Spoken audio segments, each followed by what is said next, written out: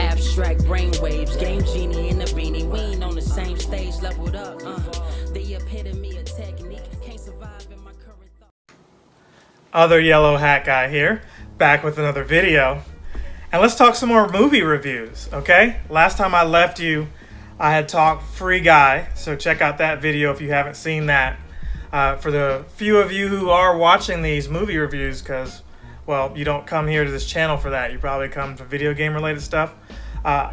Show love to those other ones if you can, when you can, however you can.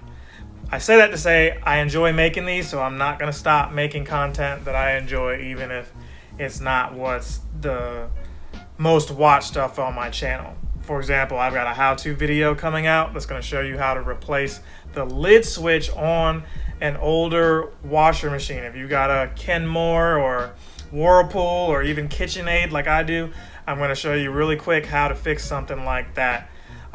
It was something that can be intimidating. You might just replace the washer like I was about to, or hire somebody to come in there and replace it, which could be costly, but it's really just a cheap fix. But be on the lookout for that video. It's coming soon if you're interested in just other stuff besides Pokemon, Mario, etc. So that out of the way, we're going to go from that to Space Jam. Yes, Space Jam: A New Legacy. I did see that. I told you guys I saw it, and I don't know, it lapsed my mind on making a review for two things. Number one, I want you to keep in mind that this isn't the Michael Jordan Space Jam. So some of us have our nostalgia blinders on, where we're like, hey, you know, it wasn't as good as it was when we were kids. And that's a fair point, but that same point is against any criticism. This is a movie for children. So if you're looking at LeBron, love him or hate him, to just be Michael Jordan, this ain't the movie for you. Is Michael Jordan in the movie? Yes and no.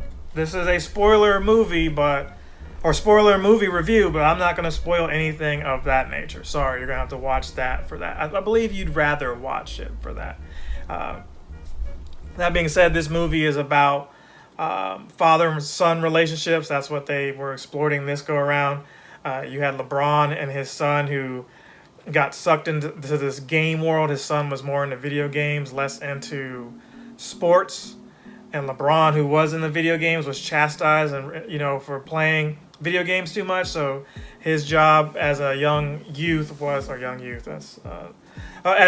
was to focus on basketball. Okay, so he wanted the same things for his son that he had himself, which is basketball gave him some opportunities, and he didn't want his son to miss out on any. And that's understood.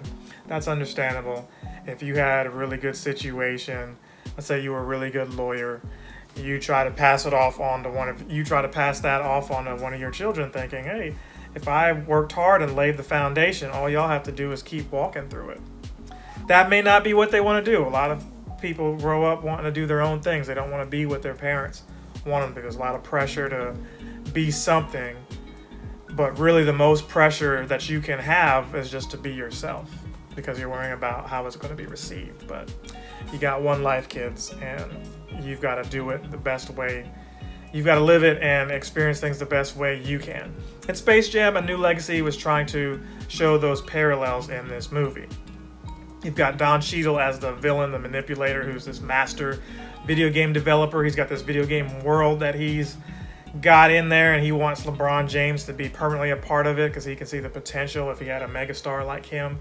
So you've got these monstars who are these crazy-looking crosses between NBA and WNBA players and some of these monsters. So that was something cool. Or when I say monsters, which are the monstars. That was something cool that they did this go around with Space Jam versus the other one.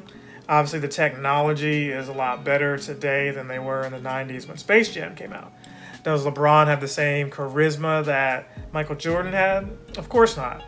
Of course not. I'm sorry, this isn't a for or against LeBron James. This is just, when Space Jam came out, you knew Michael Jordan as the face of basketball. You could argue that LeBron is, but you could also argue that he's not.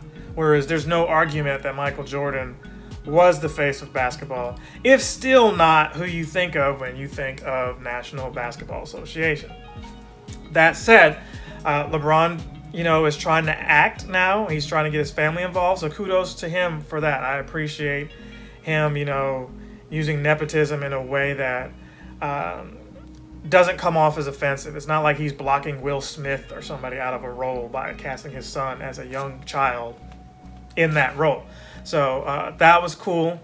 I didn't really care for the whole plot twist, When I say plot twist, I mean his son ends up rebuking his dad's instruction because his dad put pressure on him, and so he joined up with Don Cheadle's character, and that's pretty much what it was, father versus son. And it was to show LeBron that, hey, you work so hard to get your son to be like you that you're also doing that to the Looney Tunes cast who teamed up with you. You got Bugs Bunny sought you out on an accident, I would say.